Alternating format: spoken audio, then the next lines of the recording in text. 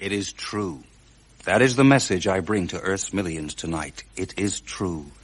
The unbelievable has happened. The inconceivable is reality. Life has reached out to life across the stars and spoken with a recognizable human tongue.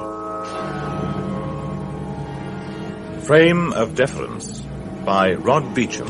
Friends, the strange object that appeared without warning on the far side of the moon 3.5 weeks ago has been successfully recovered, subjected to rigorous scientific analysis, and proved beyond doubt to be of extraterrestrial origin. But if I say to you that this fact in itself is no more than a prelude to the significance of our unearthly visitor, that its contents hint at an event so astonishing, so incredible and inspiring, that it makes the notion of intergalactic travel itself pale into mundanity, then, my friends, you may begin to guess at the truly staggering nature of the message it contains. Friends, before I reveal that message to you, I would like you to bear with me while I set the scene for your appreciation of its full significance. To come, patiently and attentively, back with me in time, back 5 years to January 1983, and the precise instant when triumph turned into tragedy.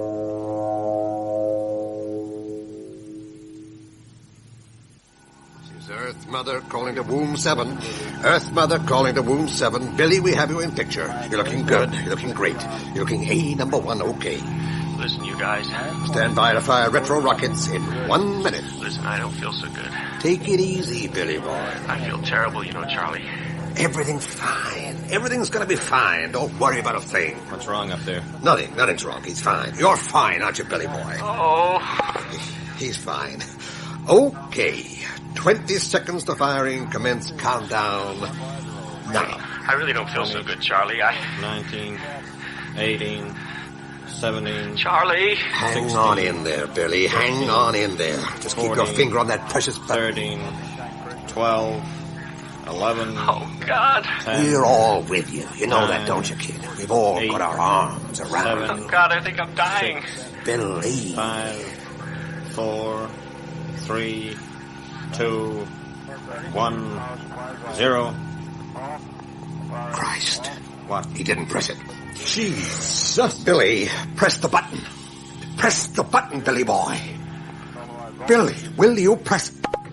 He pressed it. 7 seconds late. He'll be okay. He goddamn better be. Billy, can you hear me? Oh, God, Mama. Billy, you're all right. We have you in picture. You're looking good. You're looking great. You're looking wonderful. You're looking A1. Hell. What is it? I think we lost him. Oh, no. Come in, Womb 7. Come in, Womb 7. This is Earth Mother calling Womb 7. Oh, no. Do you read me, Womb 7? This is Earth Mother. Do you read me? Billy boy, talk to me. He's gone. 5 years intensive, millions of dollars, and he can't even press one lousy little button. Poor little bastard. Screw him. That's X billion bucks worth of hardware he just flushed down the great lavatory pan of space. Drifting about out there all alone. Never mind him, he's lucky. He doesn't have to face the old man. Geez, the pinkos have been screaming for our asses as it is. After this, we'll be lucky if they allocate us enough to send up a weather balloon. Hello, Earth Mother. This is the world. The world is waiting for a statement from you. There's a nasty rumor going round. We need reassurance. We need comfort. Oh, hell. Want me to talk to him? Hell no. I'll do it. This is the world, Earth Mother. We are waiting anxiously, prayerfully, hopefully, expectantly for whatever you have to say to us. Where do they find these people? Citizens of America, citizens of the world, Mr. President. It is not often that a cruel fate thrusts onto the shoulders of one man the awesome responsibility of breaking to an anxious planet news of such tragic, such heart-rending dimensions as will unite all peoples in a common, or perhaps I should say an uncommon grief. A few moments ago, fate placed just such a responsibility upon my shoulders. William Makepeace Service was, and for the moment at least still is, a very brave young American, reared in the finest traditions of duty and dedication to the common good. His name indeed says it all about his character, for service was William Makepeace's life. Now, as you know, he was picked from the very cream of his generation to journey to the very edge of our solar system, to look out from the last frontier of the half-known into the great, awesome face of the totally unknown. That was his mission, and he carried it out with expertise and with courage. But then came the moment for return. The moment to fire the retro rocket that would turn the nose of Womb 7 away from the blind face of infinity, to gaze once more upon the green hills of home. And it was at this moment that tragedy, always hovering in the wings at such times, decided to step into the spotlight. For William Service was not only a brave young man, a loyal American, and a devoted servant of all mankind, he was also a human being. And human beings, Mr. President, are liable to error. William Service erred at the most crucial moment of his life. And who are we to judge him now, for he has paid a terrible price for that error. The rockets that should have brought him back like a wandering but beloved child to the broad bosom of Mother Earth have instead propelled him out over the very edge of the solar system to drift forever among the distant stars. Oh, God. For Christ's sake, Charlie. Sorry. Now, there will be some among you, I name no names, Mr. President, you know who I mean, who will say that we should take this as a sign, a warning not to continue the great adventure, who will raise shrill voices in a demand that we abandon the conquest of outer space. To those people, I would say just one thing. No great step, no real meaningful achievement in the history of mankind has ever come about without initial failure and great personal sacrifice. William Service must not have died in vain. His failure must be a springboard from which we must follow him on his journey to immortality. And now let me end by saying just this. We can no longer hear William Service, but there is every possibility that he can hear us. I know that he would want to know that our thoughts, our prayers, our love go with him at this time. And what better way can we demonstrate the universality of that love than by falling to our collective knees and saying together the Lord's Prayer. People of the world, let's hear it for Billy Boy.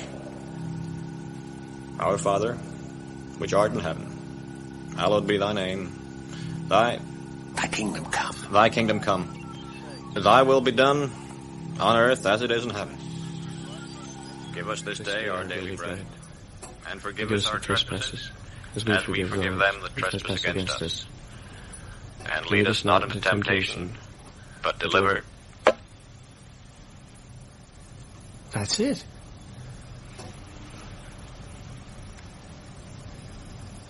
Yep. That's it. How about that Mr. Phillips, though? All those nice things after the way I let him down. I guess if a man's really big, he's big all the way through. All his troubles is because I got sick for a minute or two. I guess there's a moral there somewhere, though I can't quite see it at the moment. The thing is, what do I do now? I mean, I have all these supplies that were supposed to get me back to Earth. Strictly speaking, unless I run into a meteor or something, I could stay up here for 6 months, just going and going. Maybe I should take a sleeping pill, switch off the life support systems, and go to sleep and not wake up. I guess that'd be a pretty cowardly thing to do. On the other hand, I can see what would be a pretty noble thing to do, kind of Roman. Oh, nuts. How can you decide whether a thing's noble or whether it's cowardly if there's no one around to tell you? I'm not equipped for that sort of decision. What I think, I'll take a sleeping pill, but I won't switch off the life support. I'll just sleep on it. Things always look brighter in the morning. Yeah. Maybe I should say another prayer, ask God to watch over me. He can hardly miss me out here. Now I lay me down to sleep. I pray the Lord my soul to keep. If I should die before I wake, well, that'd be a lucky break. Whew, I'm getting a little lightheaded here. Go to sleep, Billy. Mama? Is that you, Mama? Of course it's me. Go to sleep, darling. Oh, sing to me, Mama. Sing me to sleep. Rock-a-bye spaceman on your space hop. When asteroids roar, the capsule will rock. When the stars shake, the capsule will fall. Down will come capsule, Billy and all.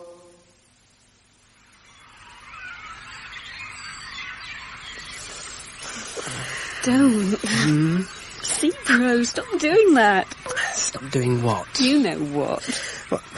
This, you mean? Yes, stop it.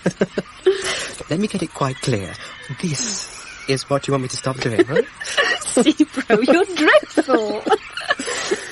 Oh, you kiss beautifully, Minnie. Yes. Well, I don't mind kissing, but you never know when to stop. It isn't funny, see, bro. I shouldn't be here at all, you know. I'm virtually engaged. What, a macho? Yes, macho. What's wrong with that? Oh, nothing. Nothing wrong with macho. As brainless thugs go. He's neither more brainless nor more thug-like than the rest of them. Do you draw the line at kissing with him? Of course. Oh, so you have kissed him then? Oh, well, what do you expect? I've told you, we're almost engaged. Who do you like it best with? Him or me?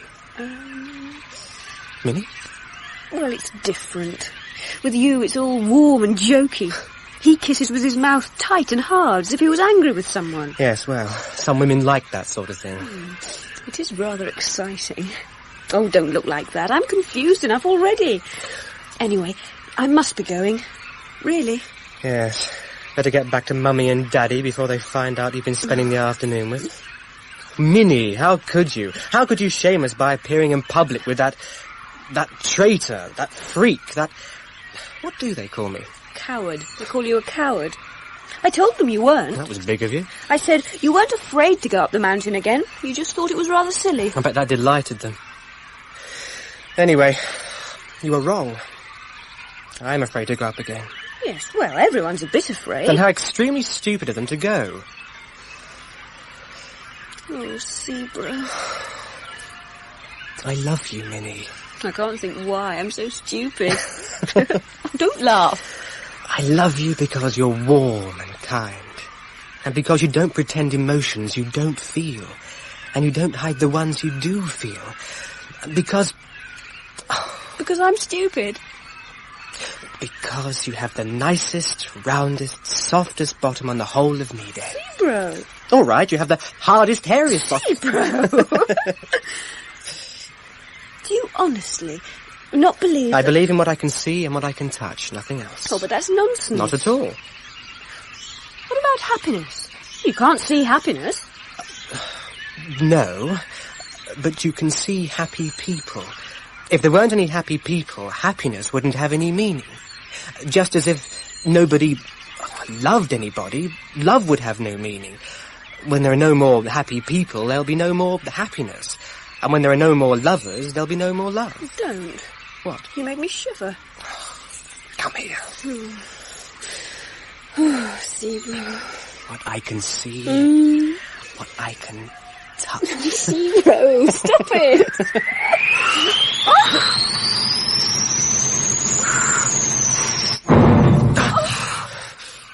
Oh, Zebra. What was it? I don't like to think. I suppose I better go and have a look. Now look, you wait here. Oh, no, don't leave me. I'm coming with you.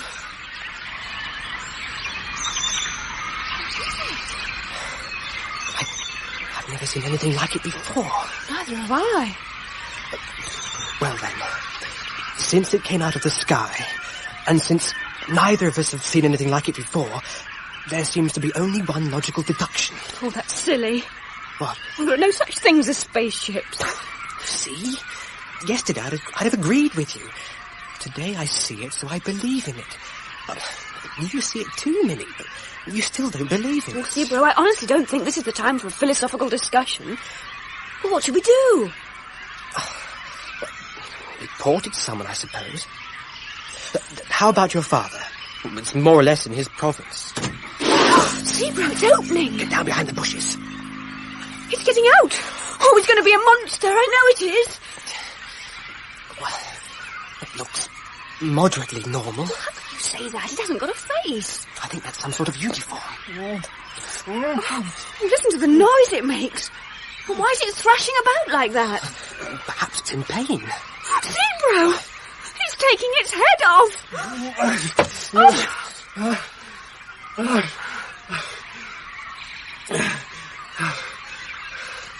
There. It's air. I'm breathing. I can breathe. Oh. Thank you, Lord. Thank you for watching over me. Thank you for... Oh, poor thing.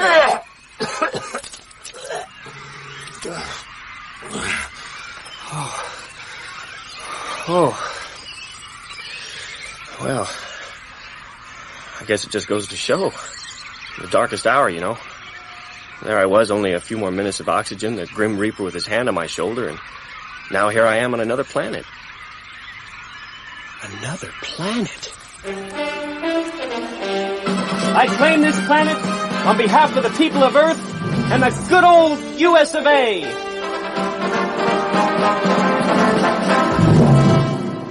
I'm afraid it's already spoken for. Hell. Welcome to Nede. I'm Mrs. Zebro, and this is Minnie. There's no need to be frightened. Well, I'm not frightened. Because you don't exist. I'm still up there in the capsule, hallucinating. The biggest space trip of all time. I assure you, we're quite real. Oh, come on. It's too much. You look so human. Or alternatively, you look so Nedean. Yeah? Well, how do you account for that? It seems probable that life, whenever and wherever it occurs in the universe, has to follow a set pattern. The same gases have to combine to produce the same liquid, and the same single-cell life form has to emerge from that liquid. And the process of evolution, give or take one or two minor divergences along the way, has to end up producing something pretty much like you and me. Okay, I'll buy that. What did you say your name was? Oh, sorry, ma'am. Service. William Makepeace Service, Commander, U.S. Air Force. What long names they have where you come from. Oh, my friends call me Billy, ma'am. Well, Billy, are you hungry? Am I hungry?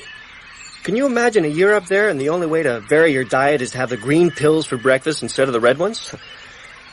Still, I mean, I don't want to be rude, but what exactly do you folks eat? What would you like? What would I like? What would I like? Well, I tell you what I'd really like. A salt beef sandwich. Great hunks of red beef smeared all over with mustard, crammed between two pieces of rye with a pickle on the side. Oh, my God. I can almost taste it. Only almost? Here. Actually, that's not very funny, ma'am. Actually, she isn't trying to be funny. Eat it. Close your eyes, concentrate on your salt beef or whatever you call it, and eat. Why do I have to close my eyes? Well, just to help you concentrate. It's up to you. Either you're hungry or you're not. Well, I guess I'll die anyway if I don't eat.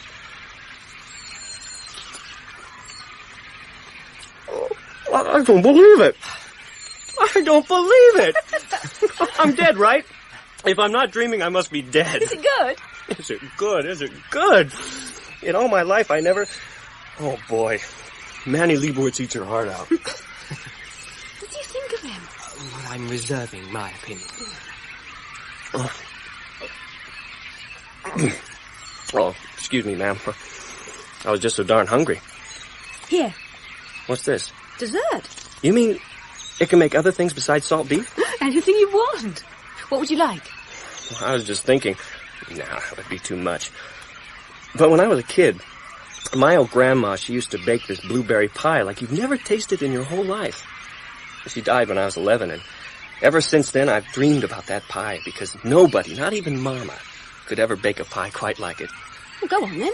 Try it. Enjoy. Oh, no. Oh, no, I don't believe it. Wow, I can feel the juice trickling down my chin. Holy Moses. What do you call this stuff? It's called parva. Parva? God, If I could just get a crate load of this stuff back to Earth, I could buy my own spaceship.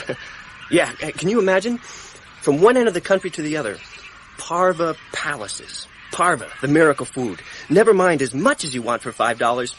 Anything you want for $5. I'm not sure you quite understand. Nah, maybe you're right. I mean, this stuff's unique. Maybe I should go right up market. Exclusive Parva clubs. Annual subscription, members only, luxurious but tasteful dining rooms, elegant waiters moving silently across thick carpets, a sheet of card with a menu at the top in Gothic script, and the rest completely blank.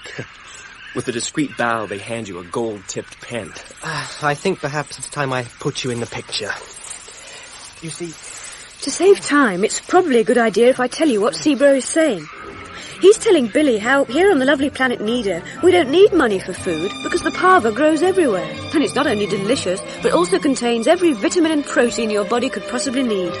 And all for shelter, because we build all our own houses with simple but refined skill and easily accessible materials. And all for warmth, because the 3 suns of the lovely planet Nede ensure that night or day the temperature varies only 2 or 3 degrees one side or the other of absolute perfection. How the air of the lovely planet Nede is so sweet and pure, there's hardly any disease, and what there is swiftly cured. How there are no wars, because, owing to an almost unbelievable piece of biological good fortune, no Nedean couple ever produces more than 2 children, so the population remains constant and there's room for all. Also for another reason, which, as Seabro, for reasons of his own, is keeping a secret from Billy, I shall in all fairness keep a secret from you. How all Nedeans live to be 140, at which time they resemble people in their early 50s in your terms of reference. How people on the lovely planet Nede, with a few significant exceptions, die peacefully and painlessly in their sleep. That's paradise. It's a point of view, certainly. Well now, what are we going to do about you? I think you're right. I think we'd better take him home to Daddy. Yes, that's probably the best thing. Daddy is Minister of Applied Science, very high up in the Nedean establishment. Only 2 or 3 rungs from the very top, in fact. And really awfully sweet. And renowned, as Minnie so rightly says, for his sweetness. Only it might be a good idea if you didn't mention meeting me. Why not? Well, just... I should let it be known that Minnie was alone when she found you, all right? Well, okay. Whatever you say.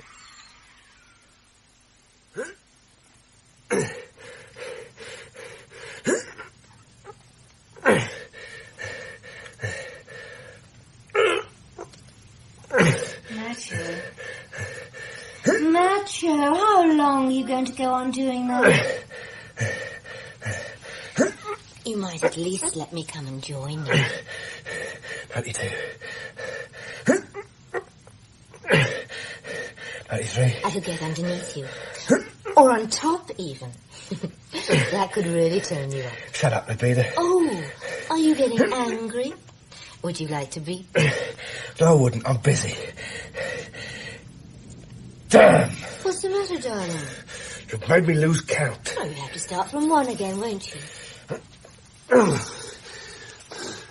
There was a time when you enjoyed watching me do press-ups. There was a time when I enjoyed holding hands in the moonlight. But simple pleasures lose their charms all too swiftly. Not that my palate has been in any danger of becoming jaded lately. I'm in training. My God, is this going on for another 3 weeks? You do want me to win again, don't you, Libido? Or have you got tired of the best seats at the theatre? The highest place at the table, the envious bitchy glances, and all the other spicy little pleasures that go with being the champion's woman. I thought I was going to have to do without them anyway. What are you talking about? Where are you going tonight? You know perfectly well I'm dining at the Robex. I'm not invited. It's business. Oh, of course, naturally. He wants to pick that marvellous brain of yours to help him over a particularly knotty scientific problem. Just shut up, would you? Just as you like. Still, I would have thought if this was the night you're going to solemnize your engagement to that jardy-eyed little pudding, I might at least have been considered an interested party. You really think I'm an idiot, don't you? I was going to tell you. Darling, of course you were. The minute you got back from the honeymoon. Oh, it's all right, you know. I don't mind. You don't? Of course not.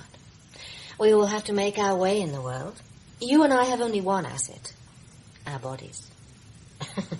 Well, admittedly, we have slightly different ways of capitalizing on them. And nobody can stay champion forever. So what are you going to fall back on when all those lovely muscles start running to flab? Certainly not your brains. Thank you. But married to the daughter of the Minister of Science, halfway up the political ladder at one jump.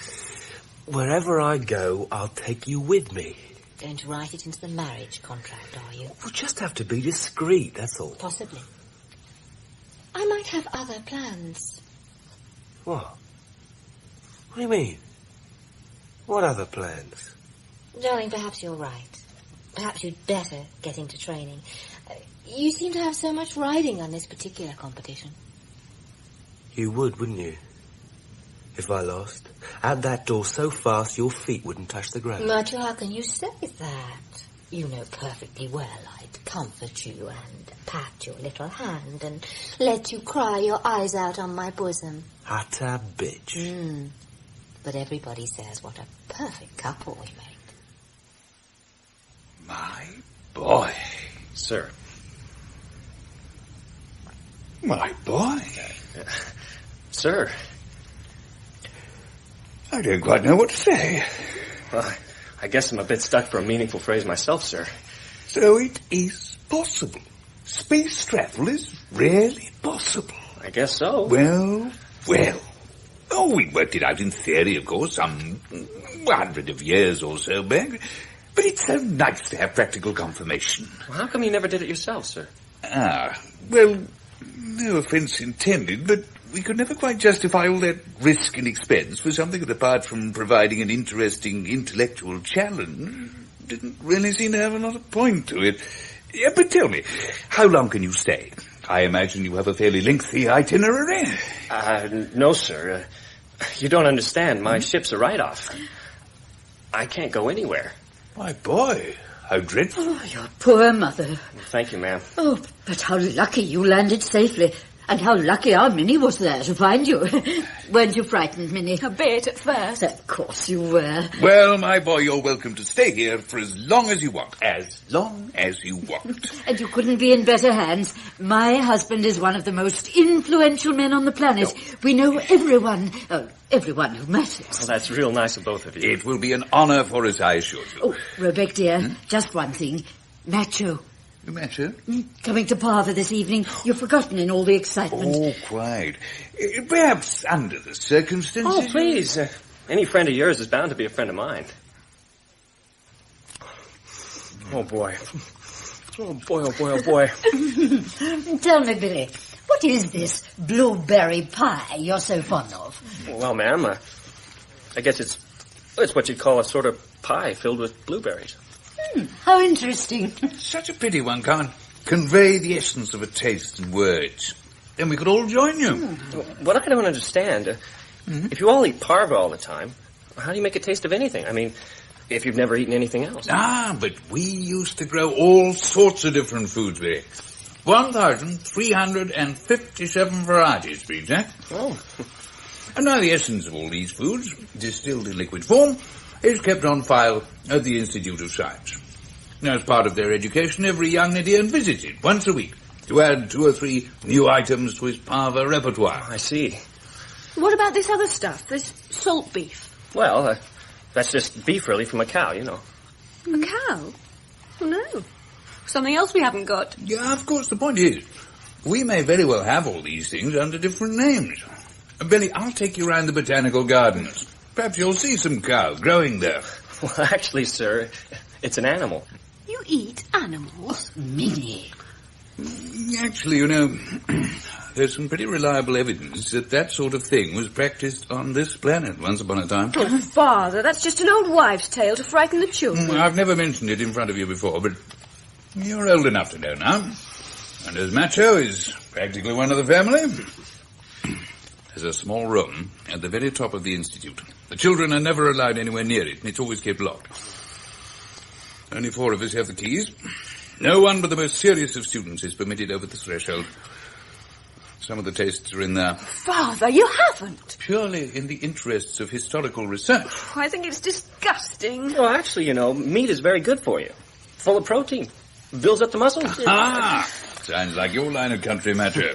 Yes, indeed, sir. Macho is our resident hero, you know. Oh. Won the quest 3 years running.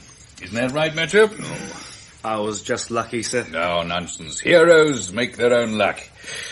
Don't they, Minnie? I don't really know much about it. I'm afraid your daughter doesn't share your admiration for my achievements, sir. Yeah, of course she does. She's just a bit shy. What? This quest, sir, what is it exactly? Ah. Oh, well, speaking of the quest, excuse me interrupting, but have you seen this? Oh, no. Mara, look at this. This time he really has gone too far. Oh, his poor mother. Oh, I must say, I thought it was a bit much. A bit much? Oh, it's nothing for you to worry about, Billy. It's the handiwork of a rather pathetic specimen named Sebro. Sebro? Well, but I thought he seemed kind of nice. Minnie? We weren't doing anything. I should think not, indeed. I was just walking and he happened to be there. Idiot. Sorry. Minnie, go to your room this instant. Well, why should I? I'm old enough to choose my own friends. If you're not concerned for your own reputation, you might at least consider your mother's and mine. Now go to your room. At once. Oh, I think you're all hateful. What that girl needs is a good session in the think box. Oh, I'm really sorry. I didn't mean to... No, not at all. It's we who should apologize. It's not my place to say it, sir, but I think perhaps you've been a little too soft with Minnie. Oh, possibly. Well, possibly. Only daughter, you know. Oh, she's a good girl, just easily led. She needs a strong man to take her in hand. Tell me, this guy Cipro, what is it with him? Like I say, he seemed pretty straight to me. Mind you, I really didn't see that much of him. He's a misfit. Troublemaker. A freak. Really?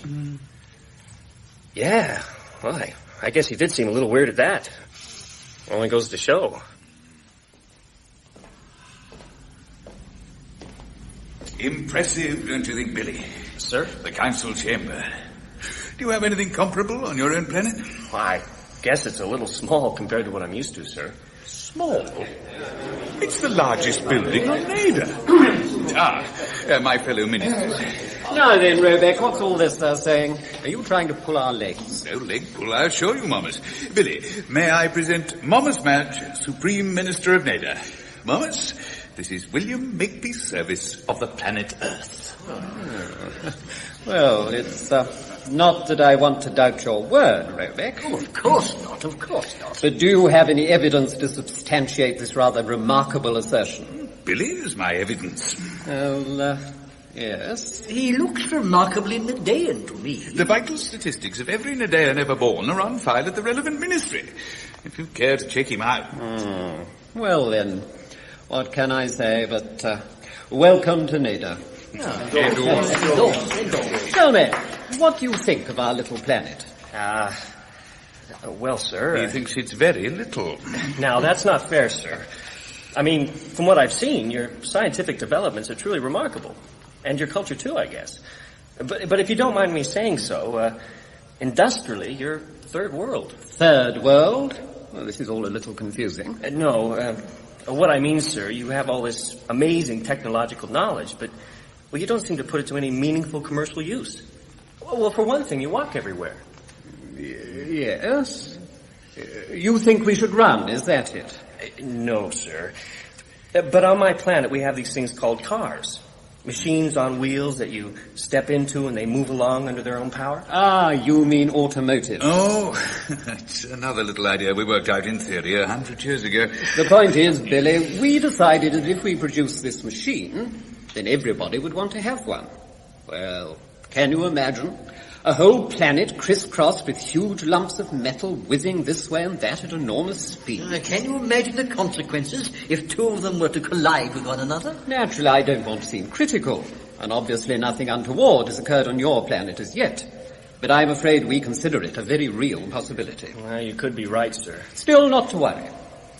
Now tell me, is there anything else about Nede that puzzles you? Well... Well, sir, there's this quest I keep hearing about. Ah, yes, the quest. Well, Morris, excuse me interrupting, Billy, but you've just reminded me. Morris, I think you ought to see this. Seabrow's challenge. I know all about that. Challenge? What challenge? What's the little worm been up to now? He wants me to call a grand debate and dispute with him the validity of the quest. Oh, that's the impertinence. That boy needs to be locked into a think box and left there until he's seen the error of his ways. Oh, do you think so? Personally, I'm half inclined to accept. Morris, you can't be serious. Why? You think I'd lose? No, of course not. That's not the point. But he'd have got what he wanted. Intellectual respectability for his cowardice. Tell me, Billy, are you much troubled by subversive elements where you come from? Oh, hell yes. The woods are full of them. And how do you go about dealing with them? Well, sir, the way we look at it, freedom of speech is a God-given right of every American. Quite. But if he abuses that freedom and goes around upsetting everyone, well, I guess he shows he wasn't really entitled to it in the first place. A very sensible way of looking at it. Yes, you may be right. I shall have to think about it. Pity about Seabrow. Great pity. I guess there's a rotten apple in every barrel. Such a bright young man. We all had high hopes of him.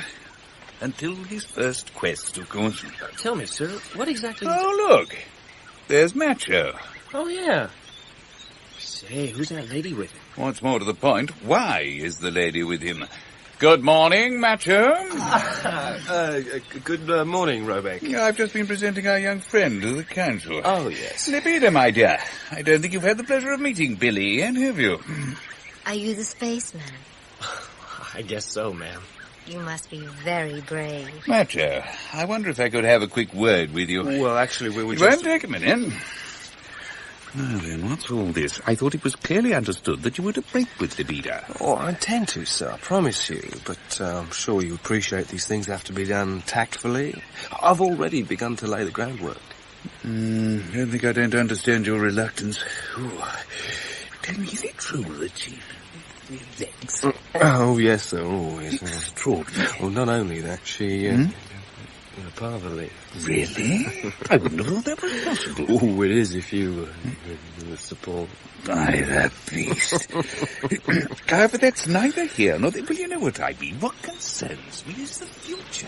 You look so young to have been on such a great adventure. Well, ma'am, you have to be pretty young, you know.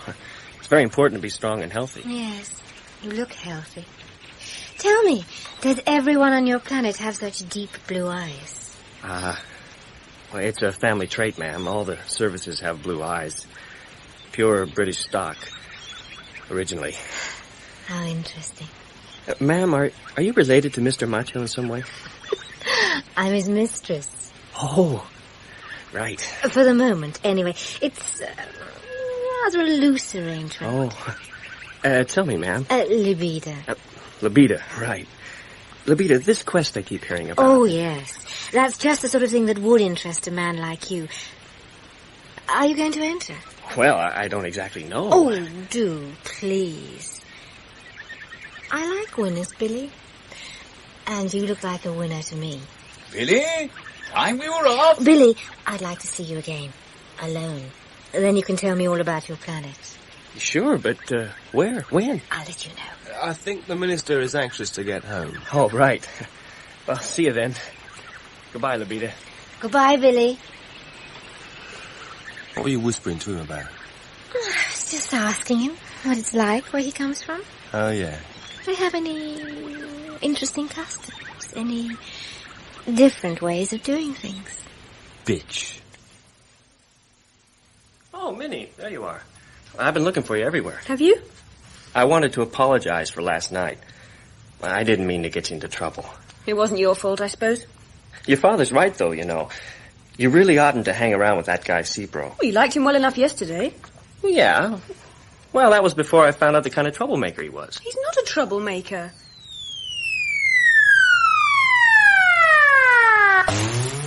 What was that? Goodness, listeners. Someone's thrown a stone through the window.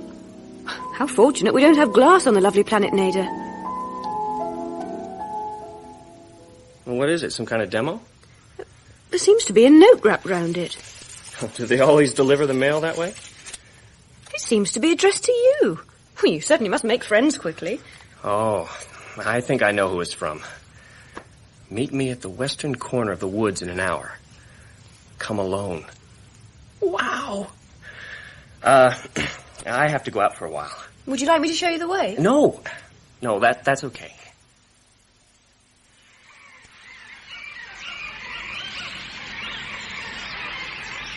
Labida! Labida! Psst. Labida, is that you? Psst. Over here. Oh, it's you, is it? Why are you calling Labida? Well, she sent me a note to meet her here. I sent you that note. You? Hey, now listen, buddy, I don't know what you had in mind. I see they've already managed to turn you against me. Look, Fran, nobody did any turning. I make my own decisions. And what have you decided? I've decided since everyone I meet seems to think you're some kind of a weirdo, there must be something in it. I envy you, your objectivity. Listen, friend, that's democracy. Something guys like you never understand. I have a distinct feeling I'm wasting my time. Probably.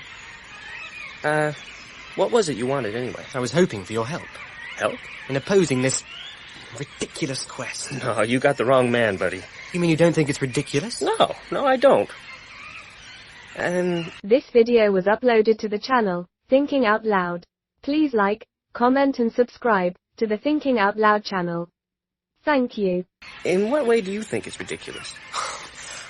Well, isn't it obvious? Well, yeah, but just go through it in detail and point out the ridiculous bits. You don't know what it is, do you?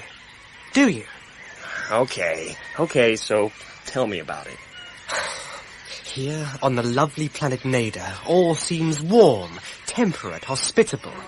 A lush paradise where man can live forever at one with nature and his fellow beings.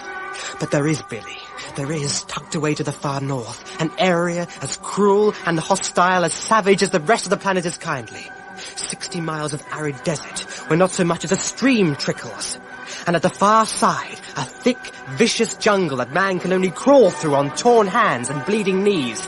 And at the very center of this jungle, the sacred Mount of Nede, rearing its cold, implacable face 5,000 feet to the sky. Every year, the men of Nede, who have passed their 18th birthday and not arrived at their 28th, join together in a great cruel race to the mountaintop, to the lair of the mystic beast, a fabled creature that dwells deep in a cave, the topmost peak.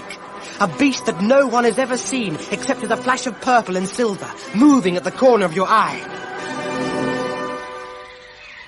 Then how do you know it exists? It leaves evidence. The beast is a fastidious creature, always emerging from the deep womb of its cave to void its bowels upon the mountaintop. This dung, these droppings dry in the cold air, attaining the colour and consistency of liquid gold. The beast seems to be abstemious as well as fastidious. For each year, the droppings amount to no more than will fill a moderately large leather pouch. First man on the mountaintop fills his pouch, fights his way back down the face of the mountain, through the jungle, across the desert, and drops his prize at the feet of his lady love. You mean that's what this quest is all about? A pile of dung? When I was 18, I went into the quest myself, automatically.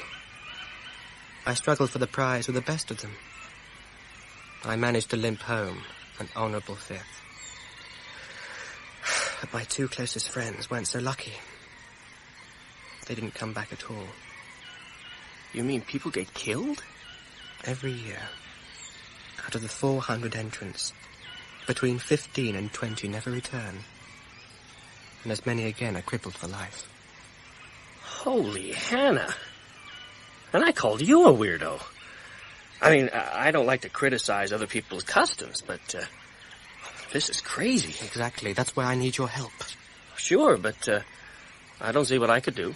I've challenged Momus to debate the quest in open forum. I have that right, but he has the right to refuse. I want you to use your influence to make sure that he doesn't refuse. I don't have any influence. You're a visitor, a guest. He'll want to impress you. I must have a debate, you see, because the winner is decided by secret ballot. That means that all the people who agree with me, but who are too frightened to say so, will finally get a chance to make their point. I'll do what I can. Thank you. Hey, tell me one thing. You say the guy who gets back with this dung gives it to his girlfriend. What the hell does she do with it? Mixed with the correct oils, the dung of the mystic beast produces a striking and indelible paint for the adorning of the human body. Huh? It is highly sought after by the women of Nede. You'll be disappointed, Billy. Well, I'm sure I won't, sir. It looks very exciting. I'm not quite sure of the function of the orchestra, though. Don't they make use of orchestras on these occasions on your planet? Well, I mean, if there's some kind of ceremonial first. All will be made clear. Ah, here's Momus, in full regalia. Good day, Robeck. Good day, young man. I hope we're going to put on a good show for you. Well, it was real nice of you to stage this debate for my benefit, sir. Well, to be honest, it's not entirely for your benefit. It gives me a chance to put Sebro in his place, while at the same time making sure that no one takes the motion too seriously. Otto, we're over here. I hear that Sebro's been complaining that he can't get a composer to touch his case. He's had to cobble something together himself. No doubt it'll be dreadful. What a pity. I could have easily lent him a state composer. We want a fair fight, after all. If he'd had any case at all, he could have found his own composer. Oh, we'd better take our places now. All right. You can let them in now. Just a moment. Where's Sebro? We can hardly start without the challenger. Ah, Sebro. We were wondering if you thought better of it. Robeck, I want to ask for an hour's postponement. I've only just finished my composition. That's out of the question. But that's not fair. I haven't had time to rehearse the orchestra. The orchestra doesn't need rehearsal. They can sight-read music 10 times more complicated than yours is likely to be. Give your sword to the conductor and let's get on with it. I wish to lodge a formal complaint. Noted, noted. Right, let them in.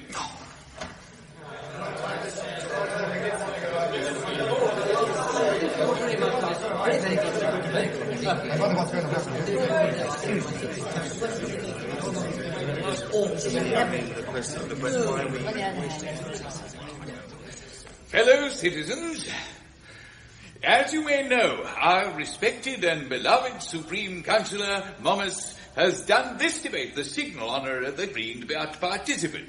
So it falls to my lot to be your chairman for the evening. Before we begin, may I welcome on behalf of you all William Service of the planet Earth, who will be viewing the proceedings as an interested, disinterested observer. The motion before you tonight is that the annual quest is dangerous, foolhardy, and utterly pointless, and should be abandoned as from this instant. I call upon Councillor Momus to demolish the motion. Doesn't the proposer speak first? As the challenge party, Momus has the right to choose. Oh, I see. Are you ready, Maestro? Ready, Councillor? After 4, then. 1, 2, 3, 4.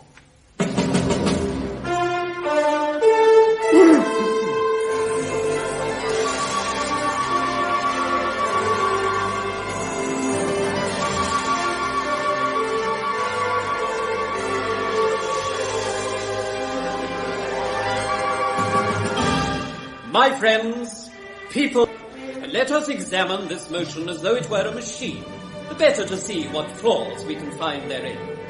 The quest is dangerous. My friends, what can I say?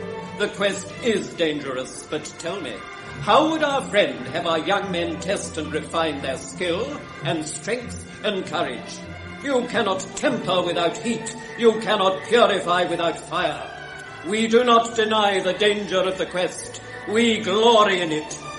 The quest is foolhardy. There are and always will be timid souls to whom courage is foolhardy. I know of such people, and I pity them. But I say this, that it is this folly that lifts man above the beasts of the field and sets him on the mountain top where he belongs. If the desire to excel is folly, then I, for one, am glad to be a fool. The quest is pointless. My friends, again, what can I say? For those to whom the quest has no point, it is indeed pointless. For those to whom courage has no meaning, courage is meaningless. For those to whom excellence has no meaning, excellence is meaningless. And to those poor lost souls to whom honor has no meaning, honor itself is meaningless. But my friends, to those of us to whom courage, excellence, honor are the very watchwords of existence, there is no need to ask the point of the quest. The quest is its own point, its own meaning. It has stood immutable, eternal for 1,000 years. Let it stand for 1,000 more.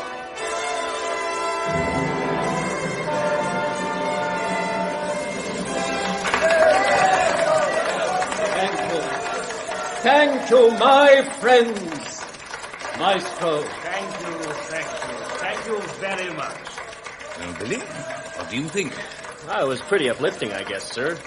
But the music made it a little hard to think. These are important issues, Billy. Honor, courage, nobility. Gut reactions, my boy. Thinking has nothing to do with it. Except I can see where the guy with the best music could win the debate. Well, of course. It proves that he has the greater moral inspiration. Oh, right. Zebra, I call upon you to defend the motion. And the best of luck. People of Nede, let me speak to you of the things that really matter. Not of harsh, empty pride and that cruel, destructive honor that carries within it the seeds of its own dishonor.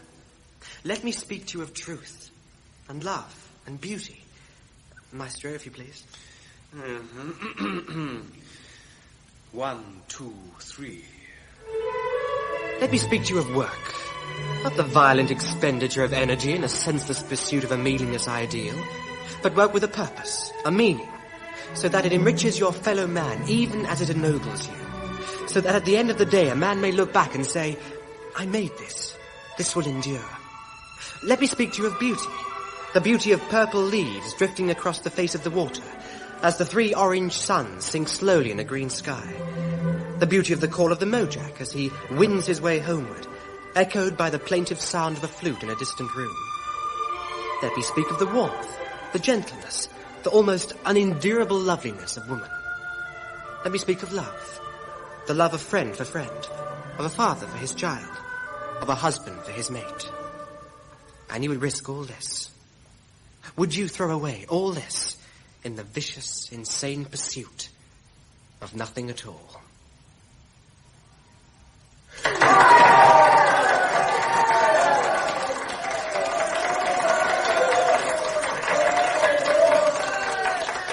You've missed the point, Seabro. Yes, well, they don't seem to think so. You've missed the point. Nobody's denying the value of such things. Nobody wants to take them away from you. We simply say there's more to life than that. What you can see, what you can touch, nothing else. For you, perhaps. Others of us can see beyond the ends of our noses. We simply wish to be allowed to follow where our own vision leads. But the quest, after all, is voluntary. Voluntary?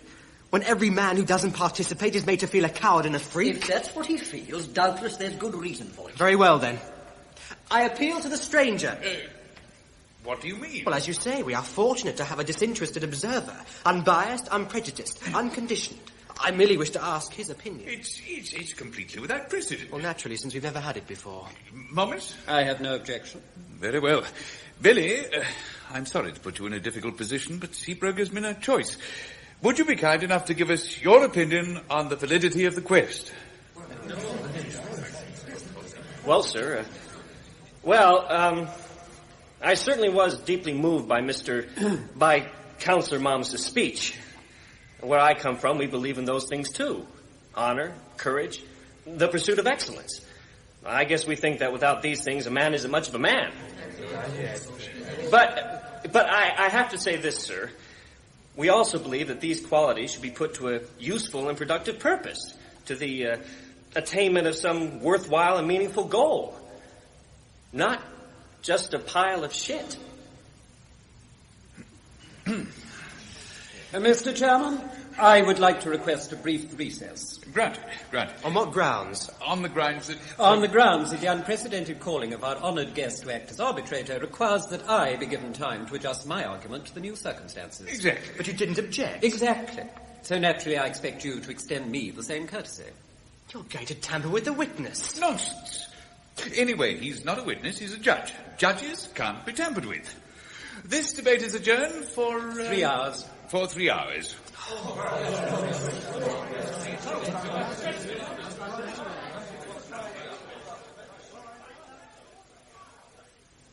I feel really terrible about it, sir. But what could I do? Nothing. You were in an intolerable position. You had to tell the truth as you saw it. Well, that's the way I felt, sir. Put it out of your mind for a moment. That's why we've come here, to the Hall of Science, so I can give you a conducted tour of some of our more interesting exhibits while Momus is rethinking his case. Well, I don't want to seem difficult, sir, but I guess he's never going to convince me. Well, we shall have to see. Now then, Billy, tell me, do you have anything like this on your planet? What is it? An electric chair? It's powered by electricity, yes. This, Billy, is a cerebral purifier, more popularly known as the think box. You know how sometimes all your thoughts get jumbled up in your head, so that if you try to make a decision, choose a course of action, your brain actually hurts. I feel a bit like that right now. Exactly. Well, this machine simply untangles your thoughts, separates them, rearranges them in the proper order so that you can see clearly again. Kind of a cross between a psychiatrist and an aspirin. Exactly. Well, why don't you give it a try? It's in working order. I guess I'd really rather not. Oh, well, if the idea makes you nervous... No, it's not a question of being nervous. Hell, why not? That's the spirit. What do I have to do? You just sit down. That's right. Then adjust the helmet over your head, like this. It's not too tight, is it? No, that's Good. fine. Now, place the palms of your hands on the discs at the end of the chair arms. Now what happens? You just close your eyes and relax. That's it. I'm going to switch on now. Hey! It's all right, Billy. Just relax. Is he under? Mamas, I'm not at all happy about all this. You said yourself, it's a very pleasant experience. I don't approve of tampering with people's minds. There's no question of tampering. You saw yourself how he reacted when you suggested he was afraid to go into the purifier. All the same, By instinct and by conditioning, he's 95% there already. That's why I was prepared to let him speak in the debate. Unfortunately, I had underestimated the time it would take him to adjust his frame of reference. All we're going to do is speed up his natural processes. How far back do you want him to go? 7, I think. Always a useful age. All right. Billy, can you hear me? I hear you. Billy, I'm going to take you back until you're 7 years old. Do you understand me? I understand. Right. Off you go, then. It'll take about a minute. I'm still not happy. Robeck. Well, after all, the boy's perfectly right. My dear Robeck, if you can come up with an alternative scheme less risky, more useful, but equally effective at canalizing the aggressive impulses of Macho and his ilk so that they don't turn round and start tearing the rest of us apart, no one will be more delighted than I. In the meantime, we must make do with what we have. He's there. Right. I'll take over now. Billy, can you hear me? I hear you. How old are you? Well, I'll be 8 in the fall. 8? My goodness me. And what are you doing now? I'm coming home from school. You know what? Today I was graded second. Second out of 37 kids. Well done, Billy. Dad'll be real proud. Go on. Dad! What is it, son? I came second. Second in the whole class. Now listen to me, Billy. Oh, be gentle with him, Arthur. Eunice, the boy has to learn. So you came second, did you, Billy? Yes, Dad. And that makes you proud, does it? I beat 35 kids. Now, Billy, listen to me. In this lot, there are only 2 places you can come. First and nowhere. Second or 32nd, it makes no difference. Miss Hubble said I did real well. I don't care what Miss Hubble said. I'm telling you, what matters isn't doing well. What matters is doing best. Oh, but Dad... Now, don't argue with me, son. Next week, I want you to come marching through that door and tell me you came first. Then I'll be proud of you. Do you understand me, Billy?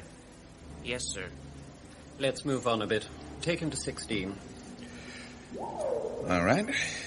Billy, now you're 16. 16 years old. How old are you? 16, sir. And what are you doing? Well, I'm on the phone to Mary Ellen Mott. She's my girl. Mary Ellen? Mary Ellen, is that you? Oh, hi, Billy. Mary Ellen, I didn't make the team. Yeah, I know. I heard. You heard? How did you hear? I don't know. Somebody told me. Biff Evans. Did he tell you? I don't remember. Maybe. I feel really low, you know, Mary Ellen. I really thought I'd make the team. Yeah, so did I. Billy, I have to go now. I have work to do. Oh. Okay, I'll see you tonight then. Tonight? Well, we're going to the movies. Billy, I can't go out tonight. Why not? I told you I have to work. I have bad grades. You never cared about your grades before. That's why they're so bad. Mary Ellen, I really need to see you tonight. I really need to talk to you tonight. Billy, I can't. I'll see you in school tomorrow, okay? I guess so. Biff Evans. She's going out with Biff Evans. He made the team, son of a bitch. Temper. There's hardly anything for us to do. When now? A year ago, just after he left Earth. All right. Billy, I'm bringing you forward to exactly 1 year ago. You're in your spacecraft. You've just left Earth. You can see it slowly receding behind you. Ahead of you, a black sea of stars. How do you feel? Happy. Really happy. Why are you so happy? Well, I guess because I've been picked out of everybody on Earth. Because I've been chosen for the big one. They must all be very proud of you, Billy. You bet your ass. Everyone? Sure. Everyone? Come on now, Billy. Isn't there anyone who thinks that what you're doing is a waste of time? Oh, them. Yeah. What sort of people are they? Oh, you know. Deadbeats. No hopers. What do they say exactly? Well, you know. That it's a waste of money. Don't you think they might have a point? Are you kidding? Well, what is the use of what you're doing? What's the use? I'm increasing the sum of human knowledge. Knowledge? People have managed perfectly well for centuries without knowing what lies on the other side of the stars. Well, there's a hell of a lot of spin-offs, you know. Spin-offs? Well, things we find out by accident while we're researching the space program. Telecommunications, medicine, new forms of nutrition. Don't you think it might be better to spend all the money on those things? Say, what is it with you anyway? Billy, I simply want to know the point of what you're doing. Well, the point is to go. That's the point. For America to be first and for you to be the first American. To do something that nobody's ever done. To boldly go where no man has gone before. In other words, it's not the goal that matters, it's the quest. The quest is its own justification, isn't that right, Billy? I guess so. Whether the end result is the furthest star or a pile of animal droppings. What matters is the quest. Right. It's the quest that matters. Right. Right. All right. You can switch off now. It'll take him a minute or so to come round. Do you think that'll be enough? I should have thought so. As I say, no basic reconditioning was necessary. Merely a question of helping him adjust his frame of reference. Still, just to be on the safe side, I have added one more factor. In the next room. Billy, hello. Oh, hi, Lupita. What are you doing here? I wanted to see you. Well, that's great. But the thing is, I have to get back to the debate. Billy, you will be taking part in the quest, won't you? Taking part? I don't know if they'd actually let me. Oh, do, Billy, please. You can win. I know you can. Billy, if you won, you would give me the prize, wouldn't you? You know I would. Oh, Billy. Lupita, tell me something. Anything. Well, I hear that they make this stuff into a kind of body paint, you know. And I guess Macho must have given you the prize every time he'd won, only, well, I don't see any paint. Oh, you can't see it, Billy. Or rather, you can if you want to. What do you think? Oh, my God. You don't think it looks silly? Only having enough for one. Oh, my God. Lupita. Billy, I'd so like a matching pair. You could put it on yourself with your own hands. Oh, Lupita. Oh, my God. I wouldn't imagine. Ah, Billy! We were getting worried about you. Sorry, sir. I got hung up for a couple of minutes. Oh, that's all right, my boy. Come and sit down.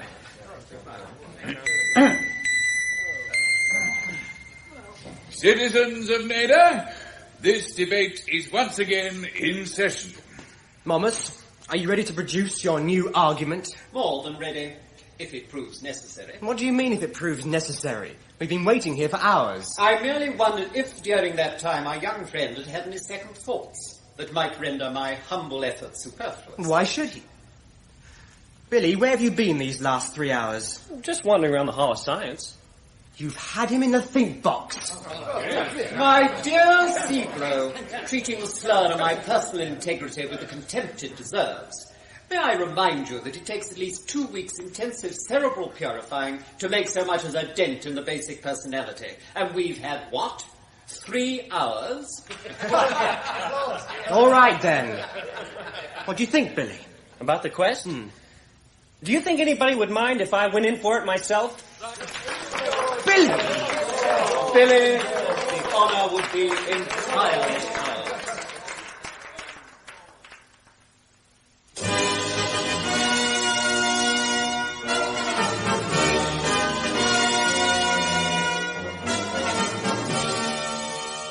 Once again, the day of the quest dawns bright and clear.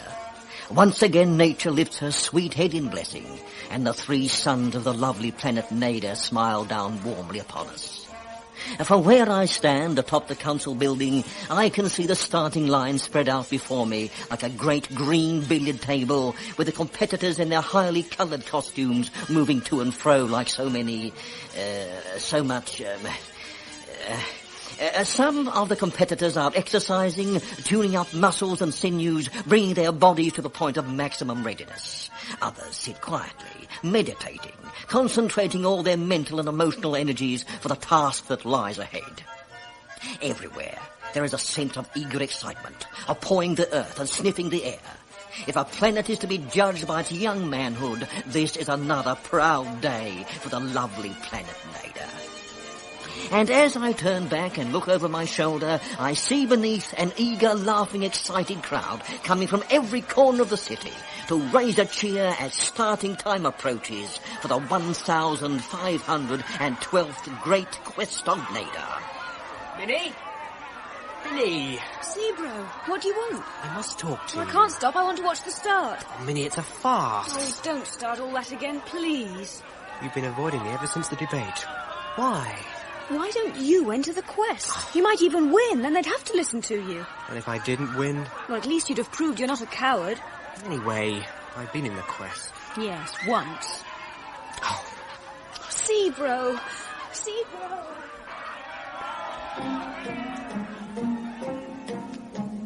And now, the whole field is a surging, milling throng, as relatives and friends move among the competitors, offering them encouragement, urging them on. Mothers embrace their sons, while fathers squeeze their shoulders in a masculinely affectionate fashion. Boys look up at their older brothers with mingled adoration and envy. Wives and sweethearts kiss their departing heroes. That's enough, Lupita. Everybody's looking. I know. Don't you just love it? Oh, stop it. I mean it. You are going to win for me, aren't you, Macho? I'm quite sure you're talking to the right man.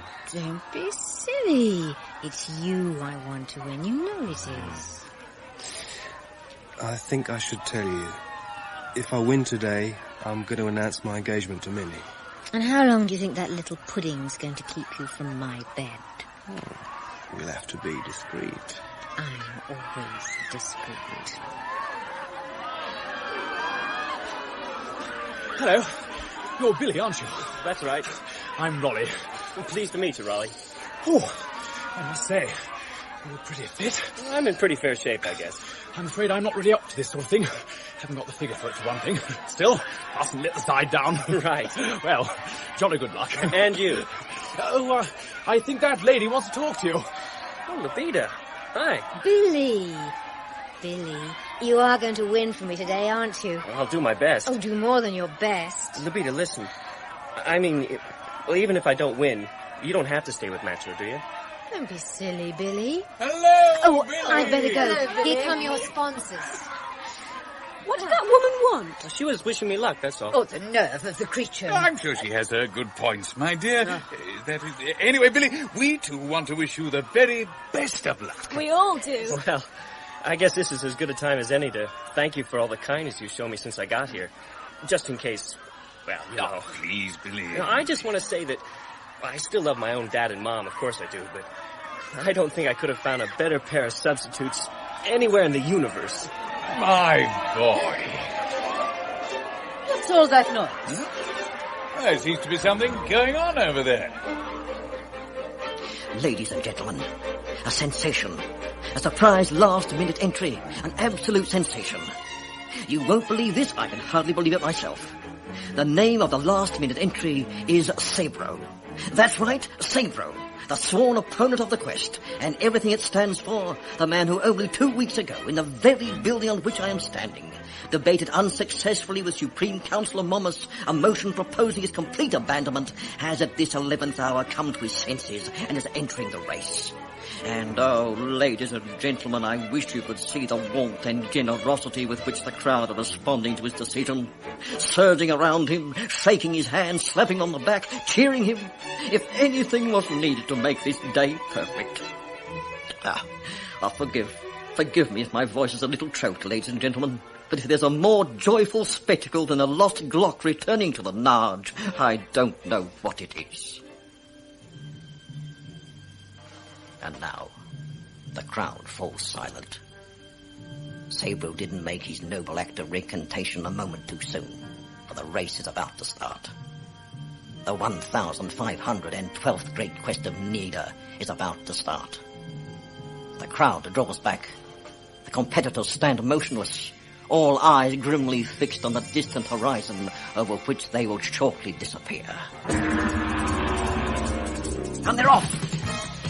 Surging towards the horizon like a huge unstoppable wave, thundering towards the shoreline. And the hearts of those of us who remain behind go with them, urging them on, wishing only too fervently that we could be with them in body as well as in spirit. Old men sort and shuffle through their memories. Young boys dream of the glories to come. And I myself, not for the first time, curse the old knee injury that prevents me making one of that gallant number. Now, they are gone. Only a faint cloud of sinking dust on the horizon shows us the way they have gone. Now we can only follow them in imagination.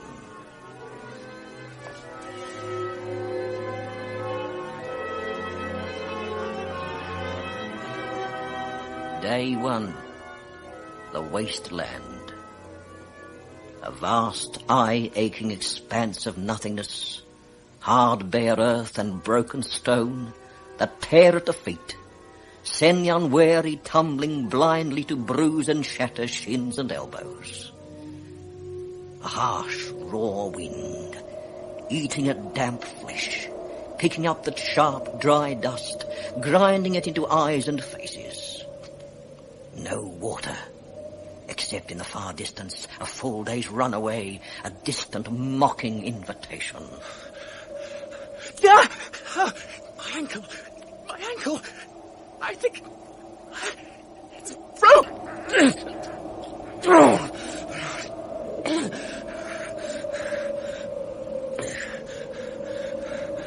First. I made it. I'm first.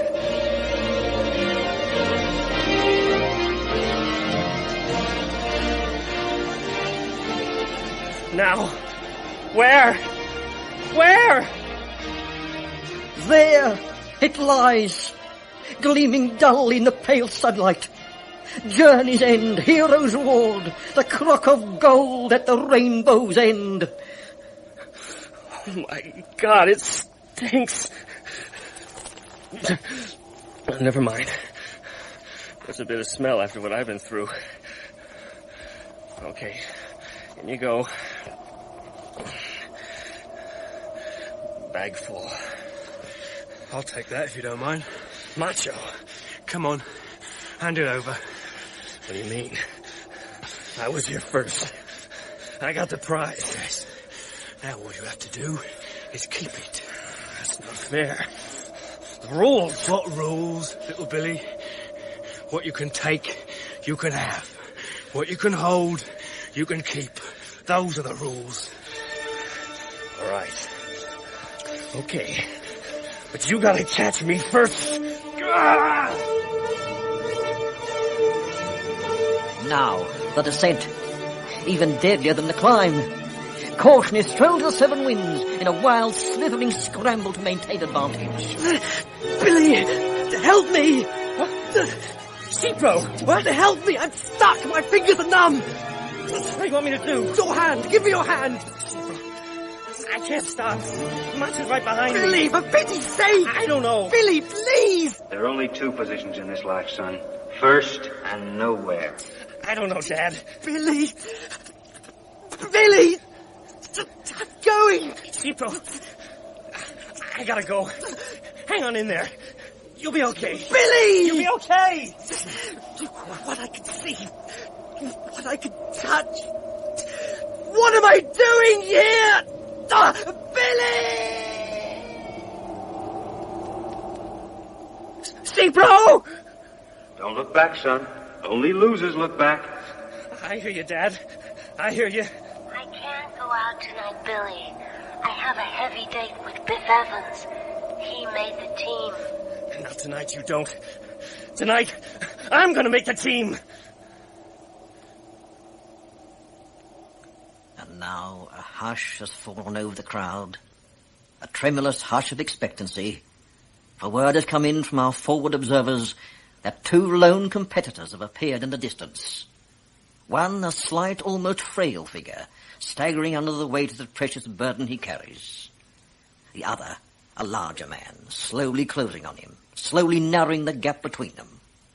Who he is, we still don't know. The crowd stand rigid, straining their eyes. Yes, it's true. We can see them now, lurching over the horizon. The winner of the 1,512th Great Quest of Nede is moving towards us, pursued by a tall, gallant figure who still doesn't realize he's beaten. And no wonder, because even at this distance I recognize the imposing figure of three-time champion, the once invincible Macho. I still can't make out who the other figure is. His clothes are in shreds. He's covered with sweat and blood. Billy! It's true! The winner of this year's quest is none other than our visitor from space, hero extraordinary, William Makepeace Service of the planet Earth.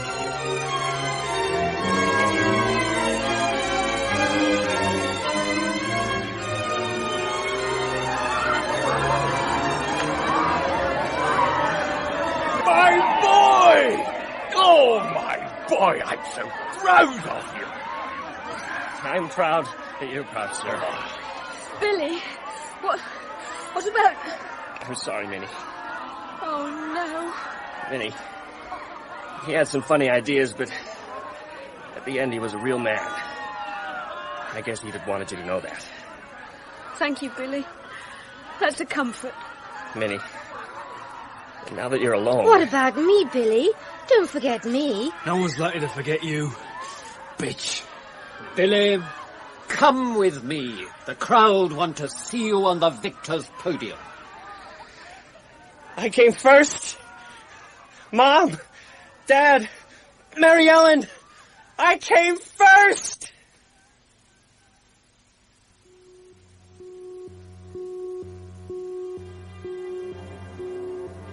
In Frame of Deference by Rod Beecham, Billy was played by Stuart Milligan, the narrator Rod Beecham, Mama Catherine Parr, and Libida Alex Marshall. Macho Andrew Seacombe, Seabro Stephen Garlick, Minnie Patience Tomlinson, and Robeck Alexander John. Momus Ellis Dale, Ortho and the commentator Stanley Page, Raleigh David McAllister, Mary Ellen Rosalind Adams, and Mission Control Alan Dudley and Crawford Logan. Technical assistance was by David Greenwood, and the play was directed by Peter King.